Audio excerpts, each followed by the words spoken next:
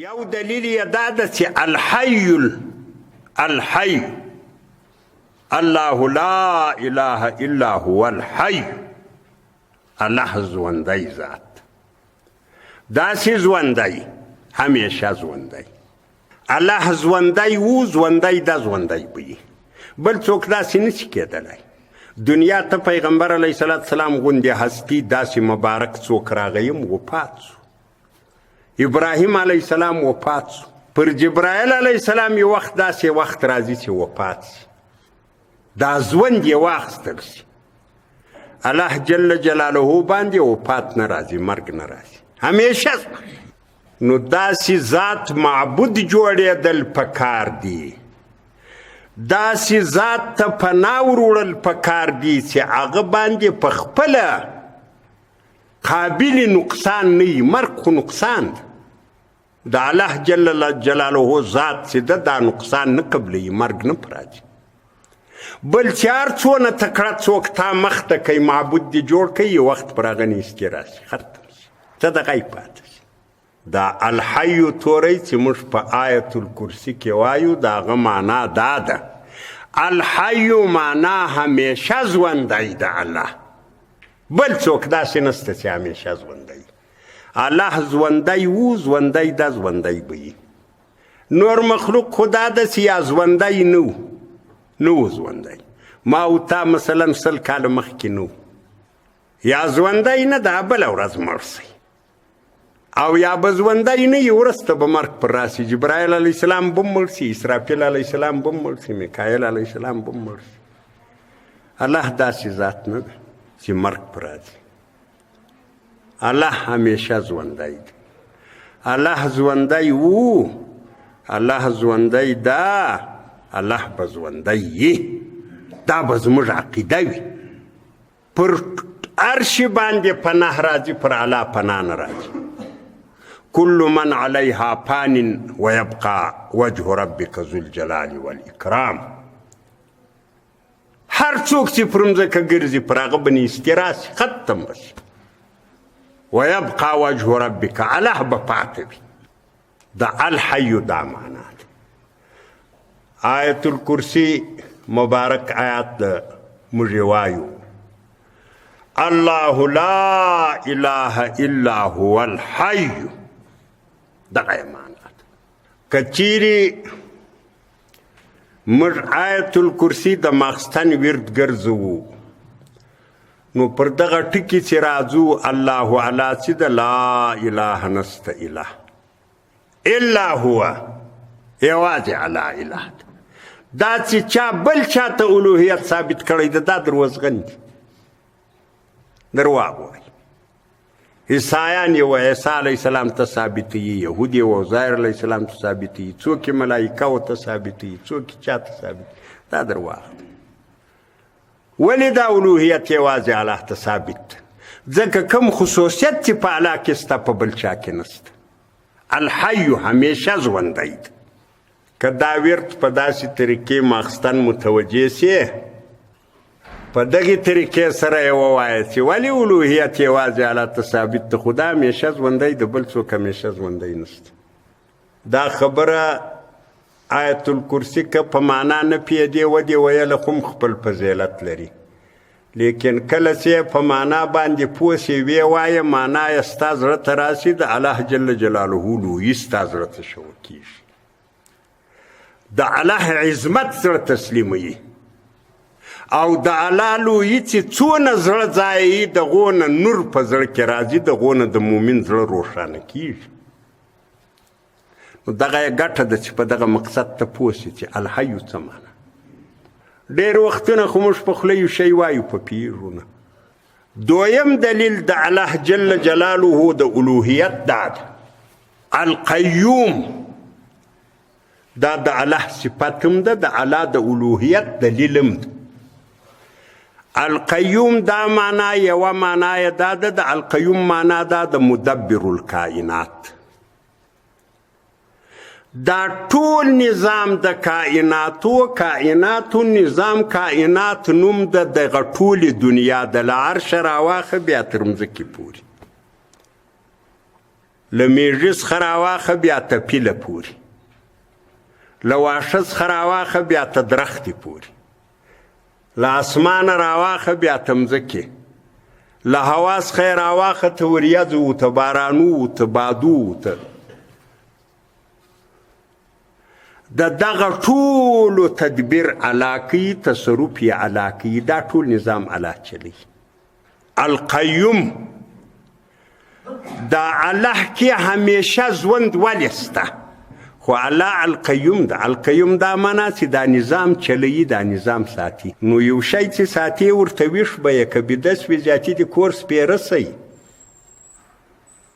شی خرابېږي، غله یې وړي، لیوان یې خوري، بله ټکه پر لوېږي، بله ټک پیردار به ویښي. الله جل جلاله دا نظام ساتي. الله همیشه ژوندی ده، چې مړ سي مړ خو شی نه سي ساتلی. القیوم دا معنا چې مدبر الکائنات، دا ټول نظام الله جل جلاله چلی، الله یې ساتي. دا څه چې په دې نظام کې پیښیږي دا کارونه ټول الله کوي. دا چې رڼا راله، په رڼا پسې توره شپه راله، ګرمي راله، یخ راغی، له یوې خوا باد وچلېدی، له بلې خوا وریځ پیدا سوه، دوړې سوې، صافه هوا سوه، باران سئ، برېښنا سوه، هاو سو، داو سو، دوبی سئ، زمی سئ، درختو پاڼې وکړې، ګلان یې وکړو، میوې یې وکړې، پخې سوې، خوږې سوې. دا ټول کارونه الله کوي. دې کې د ملایکه هم د قدر واک نسته، د هېڅ مخلوق واک نسته، د پیریانانو واک نسته، د ملایکه واک نسته. دا کارونه ټول الله کوي. القیوم دغه معنا لري چې دا څه په نظام کې ته وینې، دا په خپله چې پر تا کم کیفیت راځي، ویښ سوې، بیده سوې، موړ سوې، وږی سوې، جوړ سوې، ناجوړه سوې، ولاړې رالې، ستړی سوې، وسا سوې، لوی سوې، کوچنی سوې، ها سوې. دغه ستا په ځان کې چې هر څه پیښیږي دا ټول کارونه الله کوي. القیوم دا معنا آشنو چې دا ستا په ځان کې یا ستا په شاوخوا کې پیښیږي، ستا دا عقیده جوړه سي. که دې دا عقیده نه وه خو کار خراب سو. که دې دغه عقیده جوړه سوه چې الله پاک چې د القیوم ده. القیوم دا معنا چې څه په ما کې یا زما په شاوخوا کې کېږي دا ټول الله کوي. بل څوک هېڅ هم نشي کولی، هېڅوک هېڅ هم نشي کولی.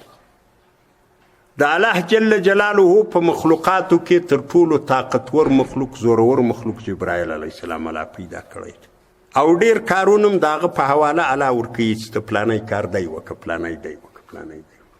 جبرائیل علیه السلام ته یې وخت نبي علیه صلات وسلام وویل چې ته ما ته راسې، د هر مقصد دپاره چې راسې، ما ته ډېره خوشحالي پیښیږي، او پر ما دا کم کار چې زه کوم دا کار پر اسانه کېږي، یو قسم حوصله او برداشت کې را پیدا کېږي. دا ستا راتګ ما ته ډېره تسلي راکوي. نو چې ته ډېر راتلای نو شو. جبرائیل علیه السلام ورته وایي چې وما نتنزل الا بامر ربک له ما بین ایدینا وما خلفنا وما بینهما. هغه ویل موږ خو د دغه واک نه لرو چې یا ولاړ سه یا راسه، ما او تا یم نه لرو، خو ما او تا په ده نه پوهېږو چې دا زه ولاړم، دا اوس په خپله ولاړم که بل چا بوتلم. جبرائیل علیه السلام نو بیا په دې پوهېدی. هغه ویل ما نتنزل الا بامر ربک، زه خو په خپله نسم راتلی چې زه دغه رئیس ام راسم له تا سره کښېنم بېرته ولاړ سم، دا کار ته نسم کولی. دا فقط تا ته راتلی لا دغه په خپله نسم. نو چې دا راځم دا ولې راځم؟ ما نتنزل الا بامر ربک، الله حکم وکړي وایي ولاړ شه، دونه وخت له نبي علیه السلام سره تېر که بیا بېرته راسه، نو هغه کار وکړم ځای چې راسم. نور خپله واکداري زه نه لرم. دا د جبرائیل علیه السلام حال ده. غالبا سوره اسراء کې به دا آیات راځي. که ته واسیې ده نو خو یې وخت دغه یې پټ را ولاړ شه ځینې راسه، نو څه کېږي؟ نو جبرائیل علیه السلام له ما بین ایدینا وما خلفنا، الله زموږ مخ شا څاري، حرکت نسای کولی چې زه له الله پټ ولاړ شم یا راسم. نو دا د جبرائیل علیه السلام حال ده. دا نو تر ټولو چې زما او ستا په خیال کې زورور راځي هغه دغه ده. ایا بل خورکی چې هغه ملنګ ده یا فقیر ده یا لیونی ده په بازار کې ګرځي نو د هغه به څه حال د القیوم دا معنا ده الله لا اله الا هو الحي القیوم الله جل جلاله داسې ذات ده چې دا د کائناتو نظام چې دا الله په خپل قدرت چلوي دا قدر واکې چاته نه ده ورکړی کله چې دا د الله جل جلاله صفت ده چې دا نظام الله چلوي نظام کې هر آن چې ته ورته ګورې د نظام کې یو قسم تغییر راځي هوا سړیږي هوا تودیږي ورځ تیریږي شپه راځي بادونه چلیږي پاڼې شوري حیوانات حرکت کوي خزندې حرکت کوي یو آن په دې نظام کې ته داسې نسې لیدای چې دا ټول شیان ځای پر ځای ولاړي تغیرات راځي او دا کار الله کوي نو چې کله دغه کارونه چې دا مسلسل روان دي یو انداسې نه راځي چې له یو کار خالی وي دا کارونه ټول الله کوي نو الله بیا داسې ذات ته دریم صفت یې دا ده چې لا تأخذه سنة ولا نوم الله جل جلاله داسې ذات ده د الله جل جلاله باندې دا سستی نه راځي سنت دغه کیفیت ته لکه یو سړی ناست وي په یو مجلس کې خوب ورسي دا د بدن قوه کمزوري سي کله یو شی په لاس کې وي هغه ځینې غوځار سي یو مخ بیده خو نه وي خو داسې د خوب مقدمه وي دغه حالت پر الله نه راځي ولې الله خو یو آن پر الله داسې نه تېرېږي چې الله یو څه نه کوي او دغه د سنت حالت خو بیا کار نشي کولی ولا نوم بیدېږي خو بلکل نه یو آن الله نه بیدېږي بیده خو نو بیده د زیاتې دستي له سره غل صدرۍ کاږي بیا به د نظام کې فساد راځي دا نظام چې ټول وخت دغه ذره فساد نه کې پیښیږي دا داسې واکدار لري چې پر هغه نه سنت راځي نه خوب راځي لا تأخذه سنة ولا نوم دا چې کله ماښام آیت الکرسي وایه یا الله داسې ذات یې چې دا نظام د کائناتو ټول ته چلی یو ساعت له ما وروسته زه بیدېږم دا کار ته کوي بیا په خوب کې زه بیا په یو بله دنیا کې ګرځم هره ورځ هره شپه په خوب کې سړی په بله دنیا کې دا واخه دا کښېږده دورې ولاړ شه دا کارونه الله کوي نو چې ته بیده سي الله هم درته بیده سي نو بیا انسان خوب څنګه ویني الله بیدېږي نه یا الله چې تر کومه وخته زه بیده یمه دغه د بیدو کیفیت به ته کې را پیدا کوې انن بعد انین چې کوم وخت را ویښېږم ویښېدلو والا هم ته لا تأخذه سنة ولا نوم دا د الله جل جلاله دریم صفت د الله د الوهیت دریم دلیل ده هغه څوک چې پر هغه باندې غفلت راځي یا بیدېږي هغه اله نشي جوړېدلی انبیا بیدېږي نیک بندگان بیدېږي ملائکه بیا داسې مخلوق ده غفلت پر راځي له ډېرو شیانو څخه ناخبره وي توجه یې پر بله خوا اوړي پیریانان هم لکه انسانان داسې دي خوب پر راځي نو نه پیری اله جوړېدلی شي نه ملک اله جوړېدلی شي نه یو پیغمبر اله جوړېدلی شي نه یو نیک بنده اله جوړېدلی شي الوهیت یوازې الله جل جلاله ته ثابت ځکه دغسې ذات چې نه سستي په راځي نه خوب په راځي دا له الله ما سوا بل څوک نشته له ما فی السماوات و ما فی الارض څلرم صفت د الله جل جلاله دا ده دا په اسمانو په مځکو کې چې هر څه ستا په خیال کې راځي دا ټول د الله ملک ده له ما فی السماوات و ما فی الارض یوه معنا دا ده چې دا ټول شیان د الله ملک ده دا مملوک ده مملوک اله نسی جوړېدلی ځکه اله خو چې دا تی اله جوړوي عبادت ورته کوي یو څه ځینې غواړي یو څه چې ځینې غواړي یو قسم واکداري به ورته ثابتوي مملوک معنا مزدور په مزدور کې واکداري نه په یو ډېر غټ دکان کې یو سړی مزدور ده ته په خبر هم یې دکان کې هر څه شته هغه دکاندار راوستلی د صرف د دې دپاره چې که زما چای ته شوق وسی ته به چای راپخوې، که مې اوبو ته شوق وسی هلته به له بله ځایه اوبه راوړې. په ستا دا کار ده دلته به ناست یې. ته چې رالې مزدور ته تخته شوې چې هغه رخت ډېر ښه خوند راکوي، له هغه یوه جوړه کالي راکړه. وایي کاکا زه مزدور یم، د دې واک زه نه لرم. ته هم په خبر یې په پوهېږې چې دا مزدور ده، ته ورته تخته یې. خلک پاګل درته وایي، لیونی درته وایي چې کاکا تې له مزدوره غواړي، خو هغه یې واکدار ده، هغه یې خاوند ده، خو له هغه یې وغواړه، د دې خو واک نشته، دا یې نشي درکولی.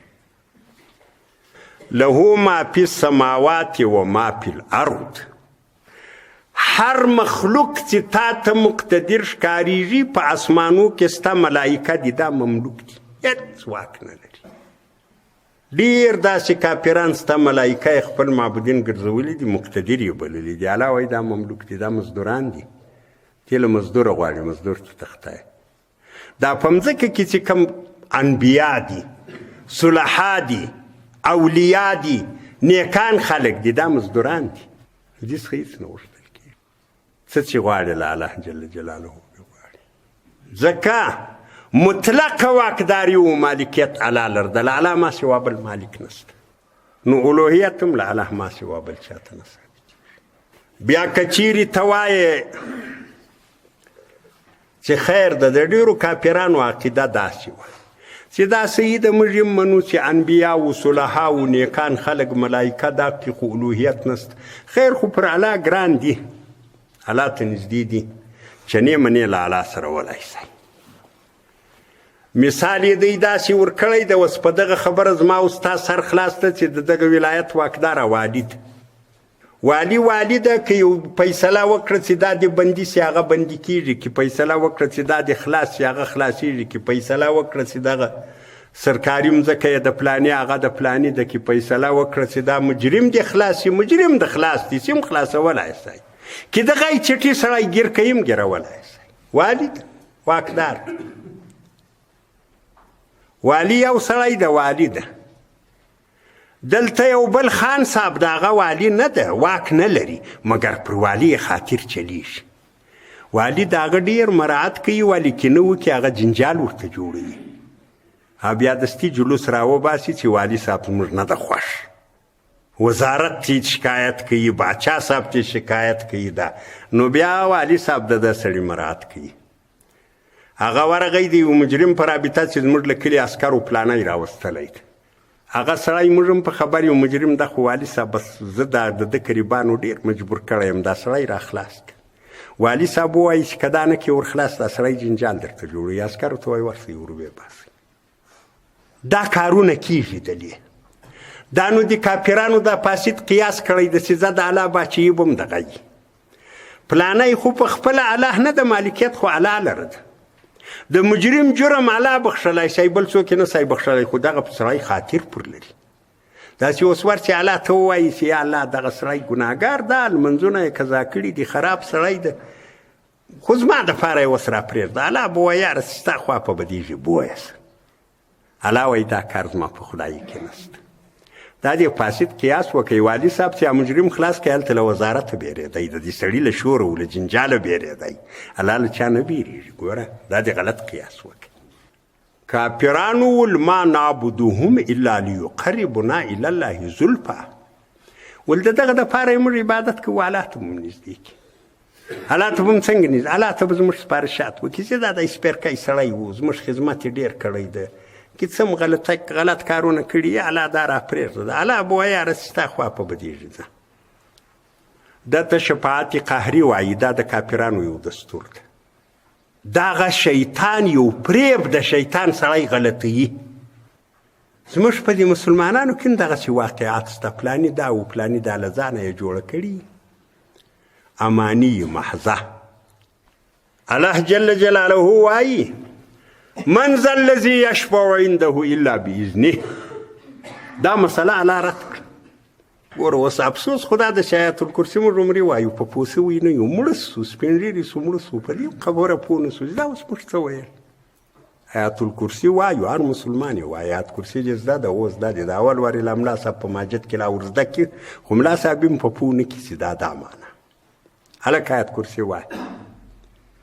په پوه نشي آیت کرسي وایي ځینې دا بل ډول چې فلانی به دی راسره وکړي فلانی به دی راسره وکړي فلانی الله جل جلاله دا خبره په ډېر شدت رد کړې ده من ذا الذي یشفع الله وایي دا بیا څوک ته چې دا سپارښت کوي موږ چې د یو چا خبره ډېره نامناسبه وبولو موږ وایي ته بیا څوک یې ته بیا چا رارې کړی یو چا خبره چې خیر موږ وایي څه خیر خو دا خو خبر خو دې منم نه خو خیر بیا هم هغه ته عذر ووایو چې دا د یو چا داسې ډېره نامناسبه وبولو ته بیا څوک یې هلکه ته بیا له کومې خوا یې راګرځوې دغه خبره الله په دغه عنوان رد کړې ده من ذا الذي یشفع عنده دا بیا څوک ته چې د الله په نس باندې سپارښت کوي دا بیا له کومې خوا سي الا باذنه مګر سپارښت ستا د الله په اجازه داسې سپارښت ستا څوک به کوي څنګه به کوي دا به انشاءالله په آینده کې که الله پاک وخت راکړي دا به موږ واضح کړو خو دلته دوې مسلې ثابتې شوې یوه مسله دا ده چې شفاعت قهري نسته په خپله یو سړی نسي راولاړېدی چې جانداري شروع کړي چې یا الله دا پلانی دی دا پلانی دی دا الله په ډېر شدت رده کړې ده او یو شفاعت شرعي ده زموږ دا ایمان ده چې انبیا شفاعت کوي شهدا شفاعت کوي علما شفاعت کوي هغه ده چې من ذا الذي یشفع عنده الا بما شاء که د الله اراده سوه یو څوک یې مشخص ته یو کار دپاره کوي چې د پلاني په حق کې دا کار وکړه دا نو هغه یې کولی شي یعلم ما بین ایدیهم وما خلفهم ولا یحیطون بشیء من علمه یو خو دا ده چې ګوره دا غالبا شپږم صفت کېږي د الله شپږم دلیل له الله شی پټېږي نه دا چې په څه زندګي کې په توره شپه کې په روڼا کې پټ ښکاره هلته دلته په شپه کې په ورځ کې یوازې د خلکو په مخ چې څه دې کړي دي هغه پر الله نه دي پټ شوي ټوله نقشه الله ته معلومه ده یعلم ما بین ایدیهم وما خلفهم یوه مسله خو دا هم د دې تورو بیانېږي چې الله په هغه څه عالم ده چې دا یې کوي او په آینده کې چې کوم څه د مخته راځي په هغه هم الله پوه ده هغه هم الله ته معلوم دي په وروسته کې چې بیا څه کوم څه کېږي هغه هم الله ته معلوم دي پر الله شی پټېږي نه او اوم دلیل اوم صفت د الله ده دا ده ولا یحیطون بشیء من علمه الا بما شاء دا خلق هغه څه چې الله ته معلوم دي هغه دا خلکو ته نه دي معلوم ډېر داسې څه شته چې الله ته معلوم وي خلکو ته نه وي معلوم زموږ خیال دا وي چې دا الله ته معلوم وي دا به دا خلکو ته معلوم وي ولا زه چې له دې خوا ورتلم مال قربانې څنګه که بزرګ و نو به دی راته ووایي زما تا چې په زړه کې منصوبه جوړ کړې دا الله بنده دا خو د الله کار دی هغه که بزرګ و که نه و بزرګ دغه خبره باندې نه خبرېږي بزرګ به یي ښه سړی به یي ولي به یي په دغو کیسو نه خبرېږي تا څنګه معیاري حق دا خبره وبلله چې زما په زړه کې و هغه خبره به راته وایي دا د الله خصوصیت ولا یحیطون بشیء من علمه الله سره چې کوم معلومات دي هغه مخلوق ته نشته الا بما شاء مګر که د الله خوښه سوه یو پیغمبر یې د وحی له لارې په یو شي خبر کوي لکه نبي علیه السلام ته بعضې معلومات الله حواله کول او یا یو ولی د کرامت په شکل د الهام په شکل خبر کوي هغه جلا مسله ده هغه څه چې د الله په علم کې ستا د مخلوق د علم هغه انداز نه ده موږ ډېر وختونه دغسې په دغه ناجوړي مخته کېږو موږ دا خیال ده چې پلانی داسې بزرګ سړی د پلانی نو لکه الله دی به یې پار شي به خبر شي هغه یې مسله نه ده بزرګي علیحده شی ده خبرېدن علیحده شی ده وسع کرسیه السماوات والارض یوه معنا دا ده دا غالبا اتم به کېږي که اوم کېږي وسع یعنی شامل ده کرسیه علم د الله السماوات والارض اسمانونه یوه معنا د کرسي په علم سوې ده یوه معنا په قدرت سوې ده یوه معنا په دې سوې ده چې کرسي د الله مخلوق ته دا نور دا مخلوقات له هر شه ما سوا دا نور ټول په کرسي کې دننه دي بهر علی هر څه چې وي هغسې به وي خو د الله په کرسي کې چې کم وسعت ستا په بل چا کې بیا نسته. که کرسي علم سیم الله په علم کې چې کم وسعت ستا د نورو چا په علم کې نسته. که کرسي قدرت سیم د الله قدرت چې کامل ده شامل ده، نور قدرتونه د غی نه دي. ولا یعوده حفظهما ولا یعودو ندرنیږي هو پر دا الله یا نستړی کوي هو دا الله حفظهما ساتنه د اسمانو د مځکو.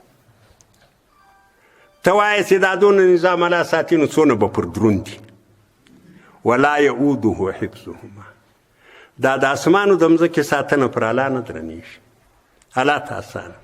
وهو العلی الله یو بلند ذات ته د طاقت په لحاظ د علم په لحاظ د نم صفت د نم دلیل العظیم الله غټ ذات. واخر دعوانا ان الحمد. یو دلیل یې دا ده چې الحی الله